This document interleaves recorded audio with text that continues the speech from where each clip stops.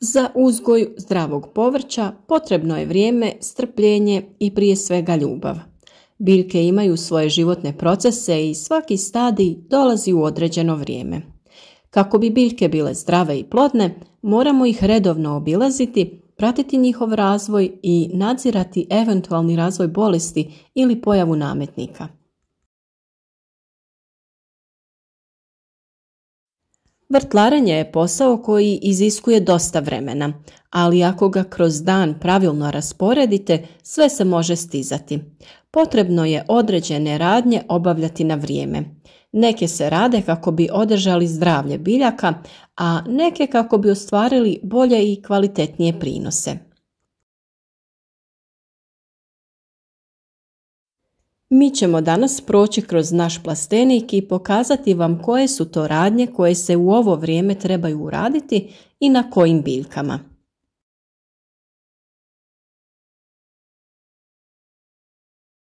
Odlučili smo u plasteniku uzgajati različite biljke, a tu imamo paprike, babure, roge, paradajzuše, slatke i ljute feferone. Imamo patliđan, krastavac, boraniju, lubenicu, nekoliko sorti krupnog paradajza te šeri paradajz.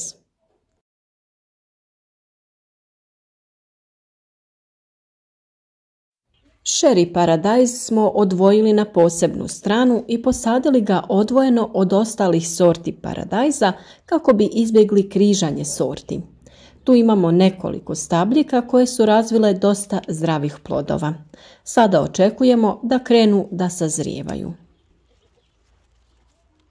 Sa stabljike smo uklonili sve zaperke i unatoč redovnom obilaženju poneki se uspije sakriti i za dan, dva jako izrasti. Takve zaperke ćemo ukloniti i nećemo dodatno opterećivati biljku.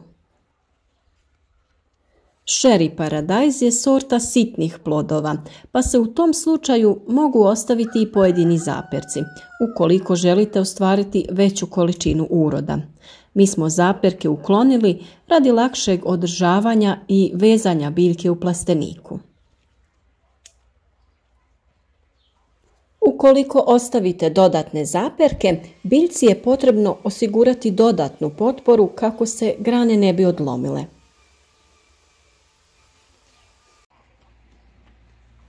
Kao i kod ostalog paradajza, za vezanje i ove sorte smo koristili špagu koju smo pričvrstili na dno stabljike, te lagano omotavamo biljku kako ona raste u visinu. Kod ovog načina vezanja morate paziti da špaga ne bude previše zategnuta kako ne bi stezala biljku. Ukoliko ju stegne prilikom razvoja stabljike, špaga će se urezati u nju, a to nikako ne bi bilo dobro. Na paprici imamo plodove raznih veličina, od onih koji se mogu ubrati do onih koji su se tek počeli formirati, a tu su i novi cvjetni pupoljci. Da bi spriječili zadržavanje vlage na plodovima, redovno uklanjamo latice sa ocvalog cvijeta. Zbog težeg oprašivanja biljaka u zatvorenom prostoru, biljke često protresamo kako bi pospješili oplodnju. Obavljanje ovih sitnih poslova je idealno vrijeme kada možete ručno da potpomognete taj proces tako što ćete lagano sa rukom protresti stabljiku. Već smo i pričali o formiranju stabljike paprike, pa ovdje vidite kako to izgleda kada se vodi na dvije glavne grane. Redovno uklanjamo višak novih izdanaka dok su još mali, da bi rane na biljkama bile što manje.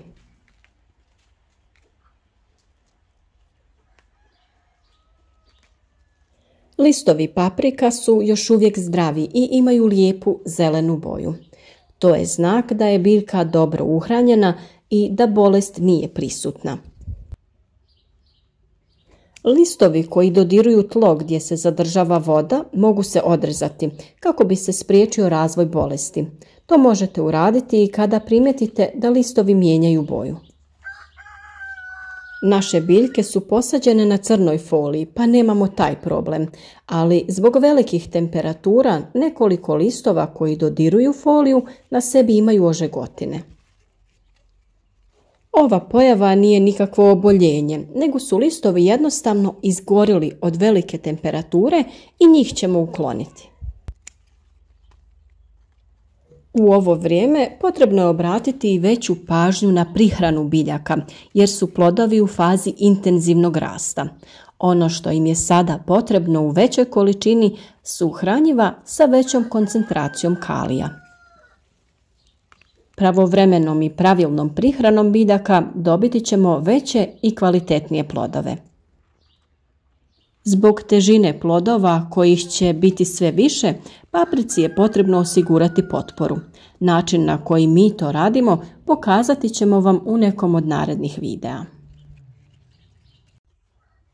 A jedna od najosjetljivijih biljaka po pitanju nametnika i bolesti jeste patliđan.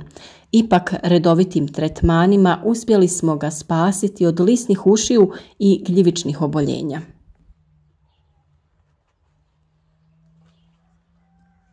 On je sada u fazi cvjetanja, a zbog velike bujnosti biljaka redovito ćemo mu uklanjati zaperke. Pri uklanjanju zaperaka uvijek treba paziti da se ne odreže vrh biljke. Zaperci se kao i kod paradajza nalaze iznad lista, a ispod cvjetne grane.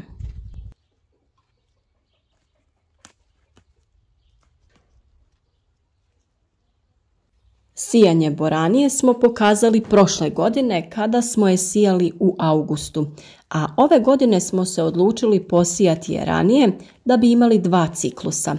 Ako je niste posijali, još uvijek imate vremena ukoliko je želite uzgojiti. I ova biljka je osjetljiva na gljivična oboljenja pa zahtjeva preventivnu zaštitu. Sve o prirodnim preparatima za zaštitu biljaka imate u prethodnim videima na našem kanalu. Biljke se razvijaju na mreži koju smo postavili iznad njih i već su dosegle visinu od 2 metra, a uskoro očekujemo i prve plodove.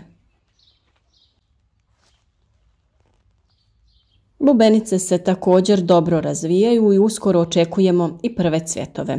Sa njih nećemo skidati zaperke, već ćemo pustiti da se biljke što bolje razviju. U ovoj fazi prihraniti ćemo ih sa hranjivima koja sadrže ravnomjerno zastupljene elemente.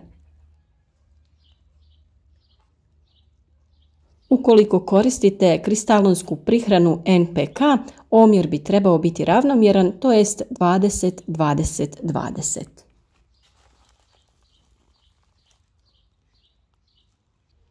I ove godine posadili smo razne sorte paradajza i za sada podjednako napreduju.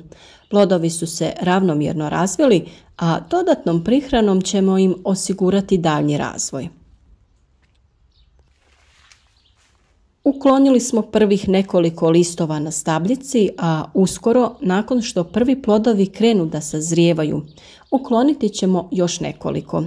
Zašto je dobro skidati listove, nedavno smo objasnili u jednom od videa. Paradajz je do sada razvio 3 rodne grane, a planiramo ga pustiti da razvije 6 rodnih grana. Nakon toga radi se dekapitacija ili rezanje vrha paradajza. Na taj način spriječavamo daljnji rast u visinu, a svo hranjivo iskorištava se u razvoj plodova. Insekte na paradajzu smo suzbili pomoću insekticida, a velik dio posla su odradile i ove žute ploče na koje se zalijepio velik broj štetnih insekata.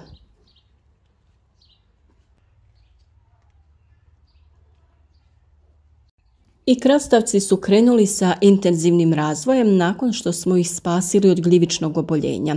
Sada je vrijeme da formiramo stabljiku i usmjeravamo je uz mrežu.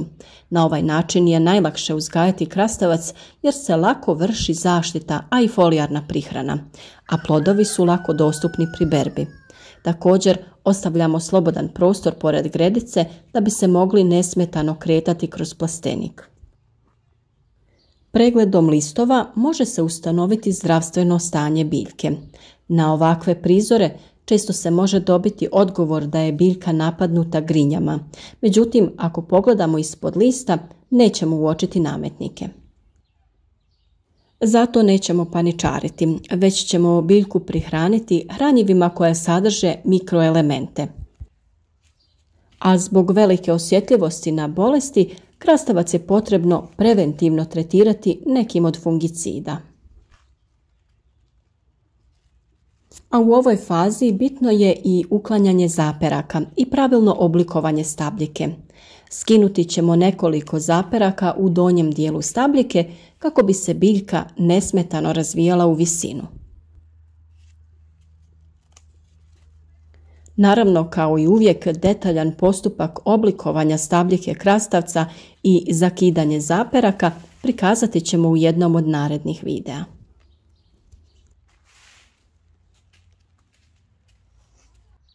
Trudimo se da naši video savjeti budu u skladu sa radovima u vrtu, pa se nadamo da su vam pravovremeno od koristi. Na našem kanalu imate mnoštvo videa u kojima detaljno pokazujemo uzgoj raznih biljaka, a i u narednom periodu ćemo biti uz vas, zato pratite svaki novi video i imajte vaš vrt iz snova. A kako bi na vrijeme dobivali obavijest o svakom novom videu, svi koji već niste, zapratite naš kanal i družite se sa vašom omiljenom ekipom u vrtu. Lijep pozdrav od nas!